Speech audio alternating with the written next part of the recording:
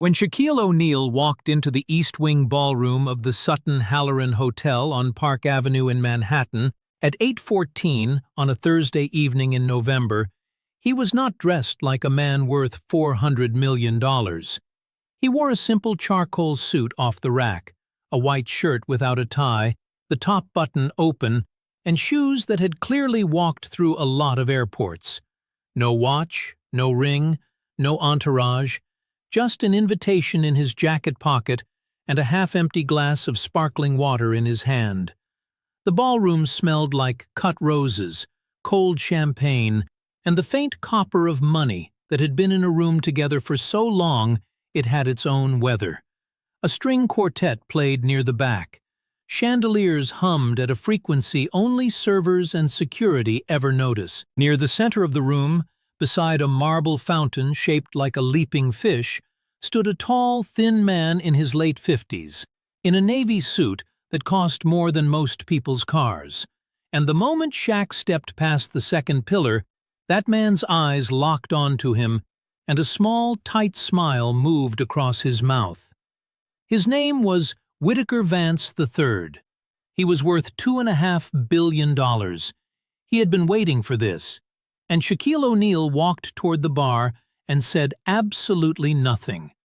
He noticed the first thing before he reached the bar. A small brass placard on the wall near the coat check, half hidden by a flower arrangement, that read, "Sutton Halloran Properties, a subsidiary of Vancore Holdings." The brass tarnished slightly at the corners. Shaq looked at it for one full second and kept walking. He noticed the second thing at the bar. A young black bartender, name tag reading Andre, polishing a glass that was already clean, eyes flicking nervously toward Whittaker Vance every 15 seconds, the way a man watches whether he has lived inside for too long. He noticed the third thing when the bartender slid him his water. A folded yellow legal pad page tucked under the bar's edge, sticking out half an inch, covered in pencil math, the kind of math a man does when he is one missed paycheck from something he cannot say out loud. He noticed the fourth thing as he turned around. A framed photograph on the far wall of an old man in a hard hat standing next to a half-finished building in what looked like Houston in the 1970s, the brass plate underneath reading, "In memory of Calvin Drayton, founder." The face on that old man was the face of someone Andre, the bartender, resembled around the eyes. Shaq looked at the photo for 2 seconds. He filed it all away. He kept walking. Now here is the part nobody in that ballroom understood yet. Here is the secret Shaquille O'Neal had been carrying for the last 7 months. The thing Whittaker Vance III had absolutely no idea about as he prepared the joke he had been rehearsing since the guest list was printed. One single document had been sitting inside a Delaware law firm's filing cabinet since April, signed in blue ink, with implications that touched every brick of the building they were standing in and every dollar of the foundation hosting the night. What was about to happen at the marble fountain would not be settled by money or by handshakes. It would be settled by 3 words Shaq had not yet spoken, and by a chain of events Whittaker Vance had set in motion 6 years ago and forgotten about. Stay with us for the whole video, because what you are about to see is not a story about a billionaire laughing at a basketball player. It is a story about who actually owned the room the entire time, and the moment 2 lives running on completely separate tracks were revealed to have been on the same track all along. He was born in Newark, New Jersey in 1972. His mother, Lucille O'Neal, was a small woman who held 2 full-time jobs and never once let her son believe that smallness and softness were the same word. She made breakfast at 4 in the morning and dinner after 8 at night, and somewhere in between, she taught him a sentence he would carry for the rest of his life. She said it standing in line at a bank in East Orange when he was 9, and a loan officer had refused to look up from his paperwork for the entire 7 minutes she stood in front of his desk. Lucille did not raise her voice. She did not roll her eyes. She did not embarrass anybody. She simply leaned down to her son when they got back outside, with both her hands on his shoulders, and she said, "Baby, you remember this. Some men will measure you with their eyes and write the number wrong every single time. Don't you ever correct them out loud. Let the work correct them. Let the years correct them. Let the room correct them when the room is ready." He was 9. He never forgot a word of it. His biological father was absent, and into that space stepped a man named Philip Harrison, a sergeant in the United States Army who married Lucille and became, in every way that mattered, Shaq's father. Philip had one rule he said so often it stopped being a sentence and became weather. He said it driving to school. He said it after games. He said it the night before Shaq left for LSU, the morning of the NBA draft, and in the hospital the year before he died. Don't be a reaction. Be a response. Philip said it the way other men say grace. Philip Harrison is the ghost of this story. He has been gone almost 5 years, and there is not a single room Shaq enters that Philip is not standing in. He grew up tall and then taller. LSU, drafted first overall by the Orlando Magic in 1992. 3 championships in a row with the Lakers and 1 more with Miami. A doctorate in education, 52 Five Guys franchises. And 7 months ago, quietly, through 3 layers of corporate structure that not even his closest advisors fully understood, a controlling interest in a real estate holding company headquartered in Manhattan.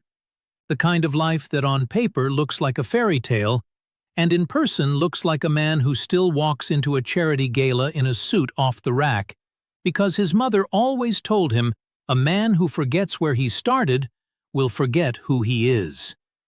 Whitaker Vance III was 61.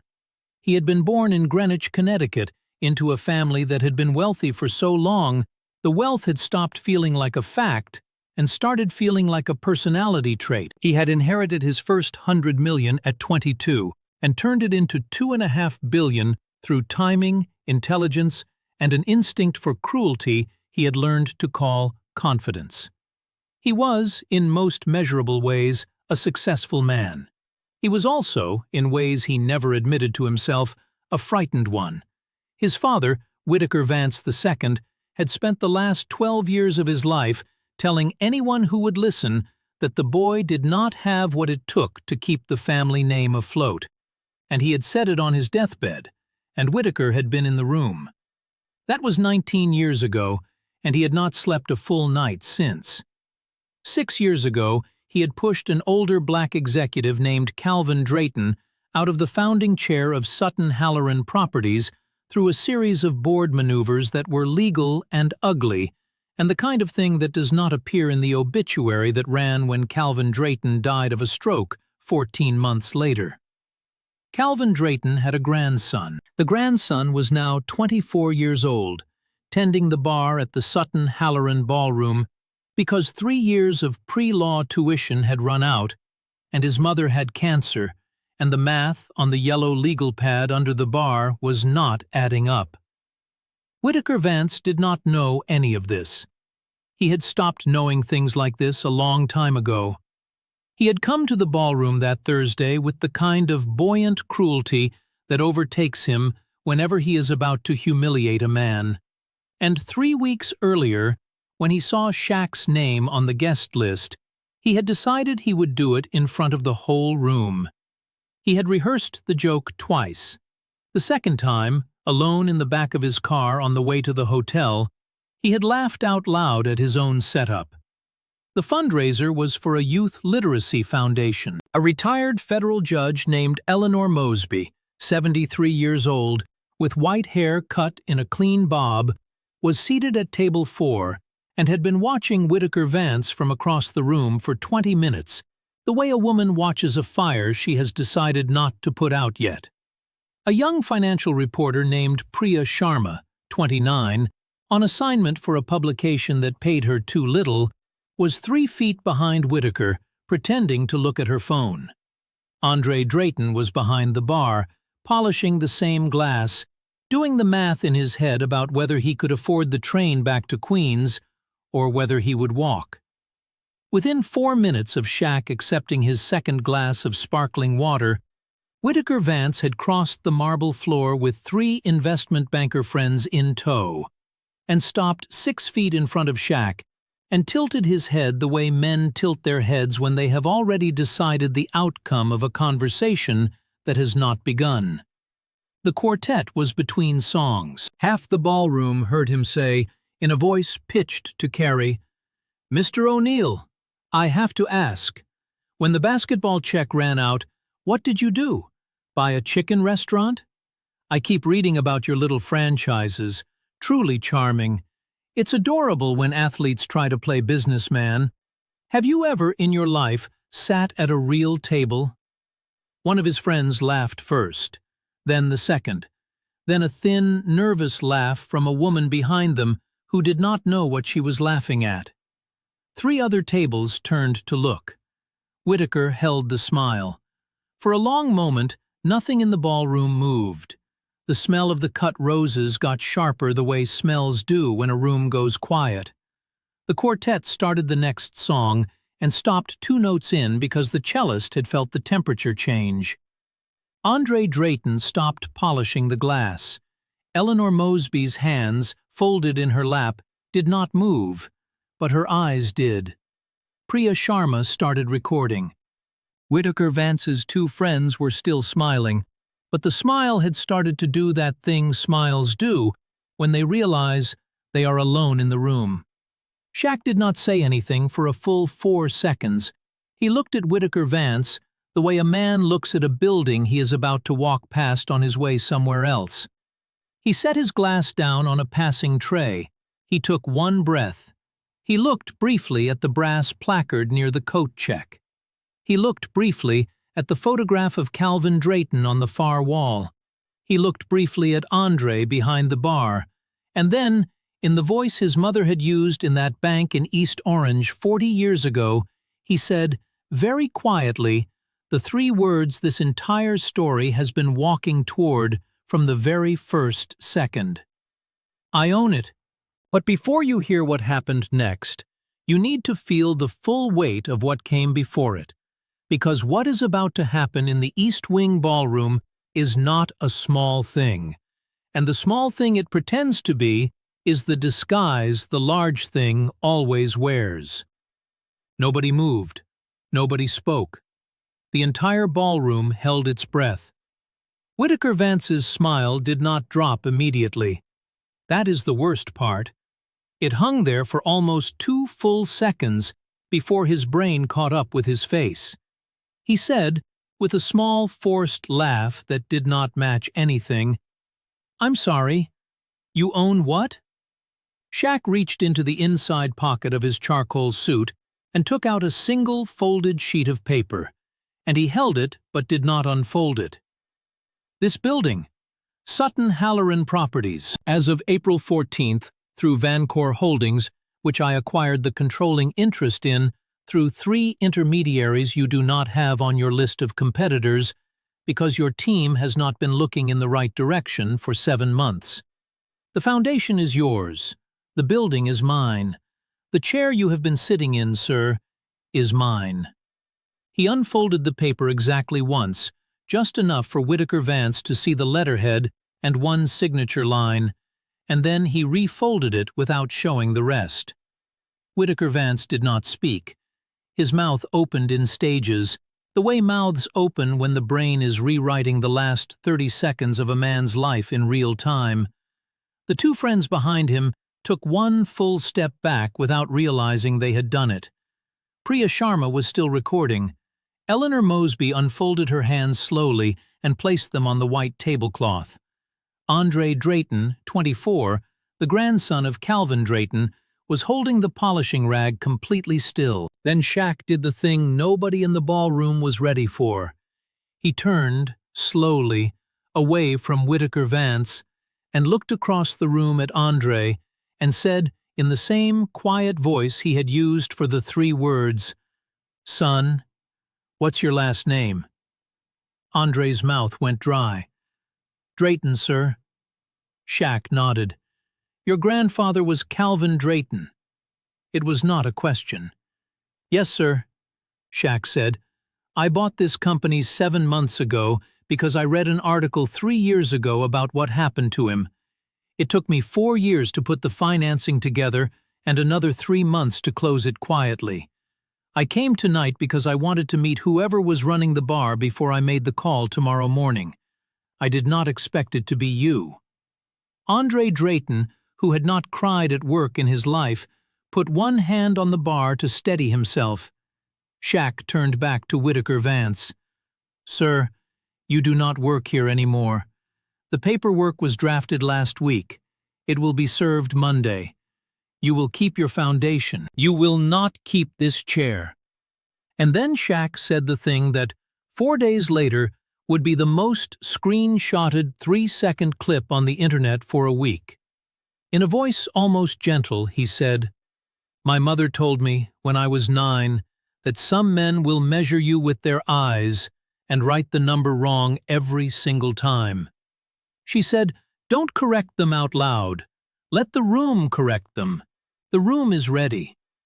Whitaker Vance III, $2.5 billion, 61 years old, the son of a man who had told him on his deathbed that he did not have what it took, said nothing. His 2 friends were no longer near him. The ballroom had moved in small inches away from where he stood. Eleanor Mosby was already on her feet, walking toward Shaq, because she had been on the board of the foundation for 6 years and had been waiting for exactly this moment for 4 of them. Shaq did one last thing before the night was over. He walked across the marble floor to the bar, and he leaned his elbows on it the way he would have leaned on a kitchen counter in Newark, and he said to Andre Drayton, Your shift ends at 11. There will be a man named Mr. Calloway in the lobby waiting for you with a folder. He is the new interim chair of Sutton Halloran Properties. He used to work for your grandfather. The folder contains a job offer, a tuition reimbursement, and the address of a doctor in Manhattan who is going to take a second look at your mother. You start Monday. You can say no if you want to say no, but I think your grandfather would want you to say yes. Andre Drayton could not speak. He nodded once. Shaq slid the yellow legal pad page out from under the bar and put it in his own jacket pocket. We don't need this anymore. Then he turned and walked out of the East Wing ballroom, and the door closed softly behind him, and Whitaker Vance III stood alone next to the marble fountain for almost a full minute before anybody came close enough to him to speak. So what did everybody in that ballroom learn that night? A billionaire learned that a deathbed sentence from a father is not a permission slip to spend the rest of your life proving it wrong on other men's backs, and that the room you think you own is sometimes the room that owns you back. A young bartender named Andre Drayton learned that his grandfather had been watched over, quietly, by a man he had never met, for longer than he had known to hope for it. A retired federal judge named Eleanor Mosby learned that the patience she had been practicing for 40 years on the bench was the same patience that had just paid off in the room she had stopped expecting it from. A young reporter named Priya Sharma learned that the story she had been sent to cover was a different story entirely, and that the better story is almost always the one nobody briefed you on. And a man in a charcoal suit off the rack learned, again, what his stepfather had told him so many times it had stopped being a sentence and become weather. Don't be a reaction, be a response. He had not been a reaction at the marble fountain. He had been a response. And his mother was standing somewhere in the back of his mind on the sidewalk outside a bank in East Orange in 1981, with her hands on his shoulders. Some men will measure you with their eyes and write the number wrong every single time. Don't correct them out loud. Let the room correct them. He never forgot, and neither should you. If this story moved you tonight, drop a comment and tell us where you're watching from. Hit that like button so the algorithm shows this story to one more person who needs to hear it. Subscribe to this channel because this is what we do here. We tell the stories where the quiet ones win. The next video in your queue is the one about the country club that turned him away at the door. We will see you there. Paste your script.